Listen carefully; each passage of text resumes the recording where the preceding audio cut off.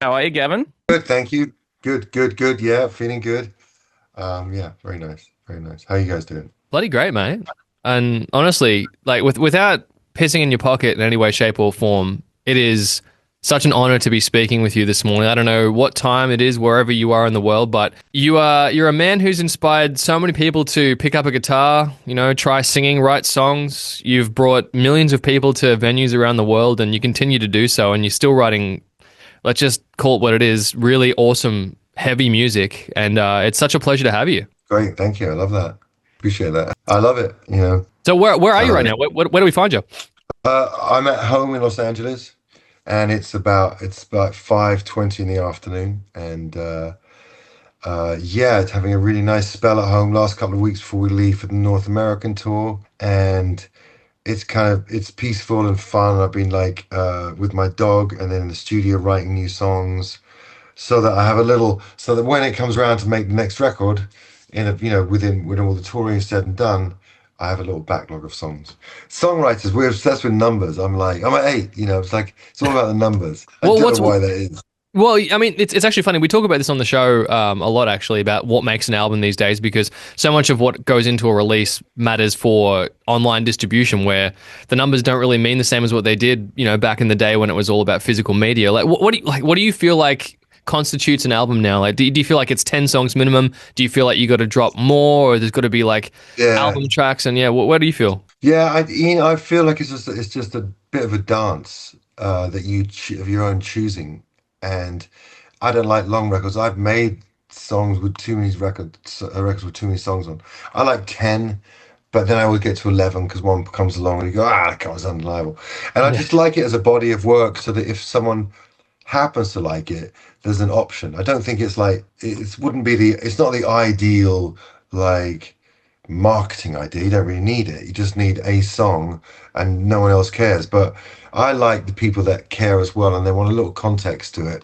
And so I just like getting to making 10 records of my 11th record with Bush. And it's just fun to achieve that and yet still be doing stuff that I find really intriguing and making heavy with melodic and interesting and just like trying to improve with music because for me, I'm kind of feral. So writing songs helps me to understand music more. It's really interesting, actually, that you say that, because I I have so many things I want to ask you that I'm not going to be able to fit into this little chunk here. But the musical evolution of Bush is probably something that's confused a lot of people. If you just saw it from the outset, it's like so many bands start off with the sound and then it changes, but very rarely does it change in a direction that gets heavier. Like you guys have gone in this direction that has been so refreshing to watch with every release, and it doesn't look like anything's changing. Like, how did that happen? Like, was So, it were you bored of because I guitar? think, Like, did you I need to down tune? Like, I need yeah, to. well, I found to be honest that creatively I began a little, well, the sense I was beginning to tread water with it. And it was familiar, yet I wasn't making it interesting enough. And I realized that it came from playing a lot of festivals. And what we would do is because we played a lot of the heavy metal bands as well, even when we just played standard tuning stuff, there'd be every record would have a couple of detuned songs, and then so every play a festival, we're like, shit, better get those ones out. So get the detuned ones out, put them all together, and then what I did, it began on the Kingdom record. I made after I got I got divorced, and then I made a sort of really bruised record, and then I was like, fuck that. So after that, I just thought, what would be the best thing I could do? And it was the Kingdom, and I was just like, you speak like super aggressive musically, and not forsake the stuff that I like and what my voice, the limitations of my voice, what it gives me. I can't suddenly go into screamo stuff. Sounds stupid, but I just like I just love the feeling of heavy music and the world of detuned guitars. I did a Record Institute side project in 2005, and when I did the Kingdom, I was like, well, why would I ever write in standard ever again? Why would I do that to myself? Yeah. Keep it heavy, and then keep finding interesting ways to use that. And then a couple of actually ballads I wanted to do, or more straightforward songs, yes, slow songs. That's when I use standard because then that doesn't really matter so much. You're not looking for that low note in those Mhm. songs. Even though I did one with Amy from Evanescence called "1,000 Years," so Yep. that's on a drop. That's on a drop stuff, but that's not normal because I was like, It's like if you want to write a classic song, you sit around and you play all the kind of busking songs, you know, the Dylan, Neil Young, and it's like always really simple, basic chords, and that's really all people need for that stuff. And then when you want to kind of just get have this energy in this atmosphere, I find the world of detuned stuff like really fun, and it's like it's challenging because there's not. It's either like really like the people that use those tunings really scream over them. So it's a Yeah, really yeah, yeah, like yeah. it's an unusual juxtaposition, and I like it for that. And just finding sweetness in the kind of mad chaos and the dark labyrinth of those detuned chords and stuff. Yeah, well, it's exactly, I guess, what I was hoping for you to say, because it's like the richness of your voice and I guess being a baritone and having that I guess that sound. I mean, it pairs so well with that thing, and you've kept the intensity and the raspiness of your voice as well over the years, and it hasn't. You've come out of it on the other side. So many people suffer vocal damage or trauma or something along the lines, and it's like, you can't do what you used to, but somehow you've kept it real. Obviously, you've had to pay close attention to hone your craft, but I think it's really interesting how it's all come together. Did you ever pick up a baritone guitar? Did you ever like mess around with like different instruments altogether? Yeah, I did actually. I do have a baritone, and I really like it. And Mm, I have one thing on that, but I didn't pursue it. But I should because it's so interesting to play that. Because mm, then you play it in standard shape, you know, and yep, so yeah, that's kind of fun. Which of course is more natural for me than always having to like, oh shit, yeah, that one's gone, yeah. the string's gone. So the baritone, and you're right. I should write more in it. I think that it's a helpful point. Thank you, because I have I'll to take write credit it. on the next album. I have to write it. I want to write a kind of really maudlin, slow song. I have because they're all pretty driving. I've written every song has been really quite driving and powerful, and so I need to have a little bit of that in there. And baritone would be a great way of incorporating all the shapes I know, but without forsaking that low stuff. Good. Here for it. How I now appreciate that. you're no stranger to touring Australia, which has been fantastic. You were here just a couple of years ago. You would have played some interesting venues when you were here for 2022. Places like Yarrawonga and Caloundra and real sort of regional areas.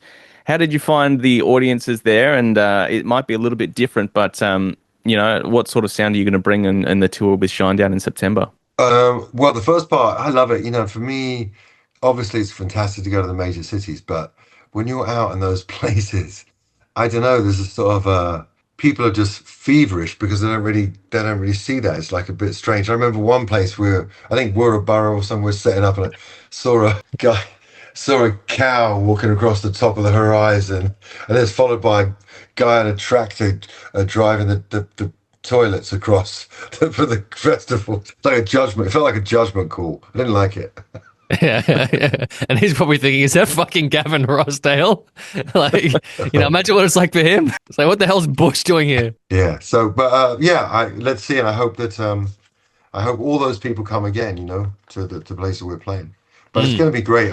We always try and come there as often as possible. Like you do a tour, we have an amazing time, and I say to the management, "Oh man, we got to go back to Australia." They go, yeah. Wait. It's like South America and Australia. We're like forced to wait, and then just suddenly it comes around. You know, like we lucked out. So I mm. think it's great doing it with Shinedown. Um,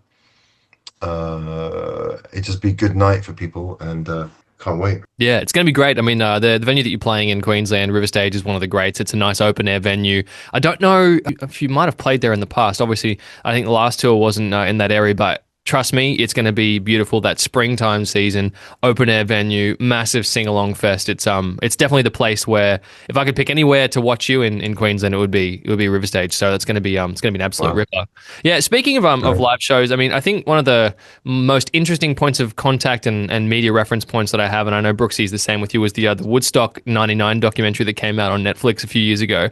You would have spoken, I'm sure, a lot about that in different interviews at the time that came out. But like, what was your recollection of playing that festival? Was it as big of a shit show as it seemed like on the documentary? It was so massive. I was going through a specific time then of getting a real kick out of never seeing the stage before I go out. So I Mm, wouldn't look at the stage and I'd approach it, and then when you go out, you see it. And I just remember going out and like it was just so big. It was so big. In those things, it's sort of like fight or flight. You know, you just fight and you just try and do good.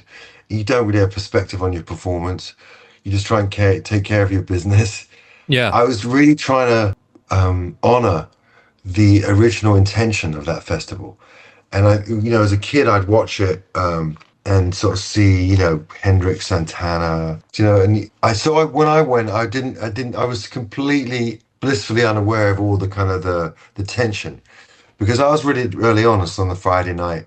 So whilst Korn had played and the crowd were in a frenzy, they weren't as angry as they got by the time all the shit hit the fan. By the time that happened, it was like we were long gone somewhere else. So my recollection of it was really amazing and moving and incredible and like such an honor and a privilege. And then I sort of when I saw the documentary, I was like the Muppet that didn't get the memo about what was going on.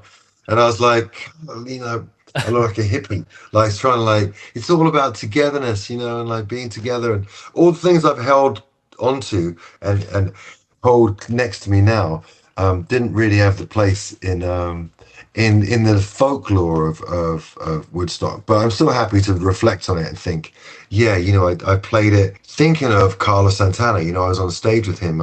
He wanted to be in a band. He wanted to start a band with me. Called it Mud. Me, him, and his wife. Jeez. I swear. I was like, yeah, of course. I don't even like the blues. I don't even like the blues, and I agreed. Yeah, man, that's crazy. Well, I mean, look. He said Swamp Blues 3-piece. I was like, okay. And did anything ever come to fruition? Were there ever any demos? No, he Hollywooded me. But he many such cases. Yeah. The night is young. He's incredible. So Yeah. it was so much fun. You never got jealous that Rob Thomas was on Smooth and that wasn't you? Wow, those guys, they were like number one forever. I don't know what they did. They unlocked some code.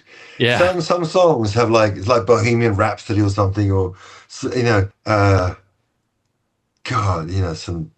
terrible songs had that certain kind of stuff. That Everything I Do It For You. When I was a kid, that Bryan Adams song he's brilliant. I love Bryan Adams, but that song killed me when I was a kid. Everything I Do It For You. It was like number one forever.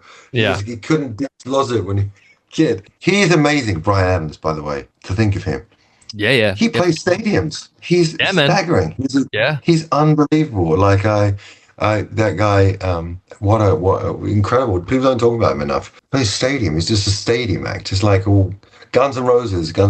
But what about Bryan Adams? Yeah. I mean, look, an unsung hero to some, but to many, obviously, still loving it. Yeah, to the people in the stadium. I actually saw him a couple of years ago, and it just amazed me when I was there how many songs he has, and you just know all the words to them. And the man can perform, and he's got so many other talents as well. Like he's an accomplished artist and all sorts of stuff, mate. But hey, before this tour in Australia, you're about to embark on that North American tour you touched on just before with Wolfgang Van Halen, Mammoth. That's going to be huge in its own right. He seems like such a down-to-earth guy for a man that's clearly got an amazing history. Yeah, I met him once for a day of promo, and I just like it when people just kind of have a degree of humility. I know there's a lot of people that like the kind of like flashy, come in and take over, but he's sort of more an observer of things and sort of kind of mysterious and interesting. So I liked him for that, and it's very, very endearing how he carries on the legacy, and he's found a way to maybe have his own thing with Mammoth, but yet there's the bones, the kind of DNA is in there, I suppose, of Eddie. I didn't grow up on Van Halen, so that whole connection, like I see him in more of a fresh light almost, If Van Halen was not a band in England. Yeah, right. That's crazy. I would have really thought that impact would have been made across the ditch, but it's funny. It feels like there was almost intentional divides with. And it's funny with Bush as well, because I don't like to say that. I don't like to say that in company in America. People are like, you say that. I don't really know Van Halen. They just kind of think you've Well, it was a different world then, though, because like you guys were so big in the US, and yet like it didn't pop off in the UK until later on down the track. And it's like, how does that make any sense? Like, it's just different times. Yeah. It's just you got to have a lot of.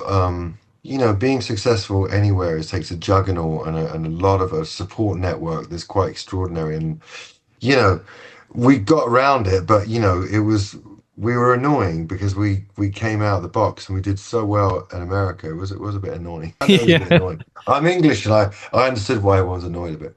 You want to get anointed. But yeah, it doesn't. It sort of all balances out, doesn't it? And then it Look, doesn't matter. And then it doesn't really matter. You just sort of hey, like I well, see myself as a working musician. Like I love to play stadiums, but I can't do that. But I have this nice life and I have these great shows and make records that I like. oh, Gavin, That's listen, if every band dreams of finishing half of where you've ended up and where you still are in your career, so trust me, well, yeah, it's all yeah, relative. yeah, yeah. It's No, all relative. you've done so much, and we cannot wait to have you back in the country alongside Shinedown, Bush and Shinedown, massive tour kicking off in September. Get your tickets now. We cannot wait to bloody have you. We got to wrap it up. But a man of so many talents. Thank you so much for joining us this morning, and really looking forward to seeing you when you're back down Appreciate under. it. Thanks, guys. All the best. Have a great day. Cheers, Gavin. Bye. Cheers.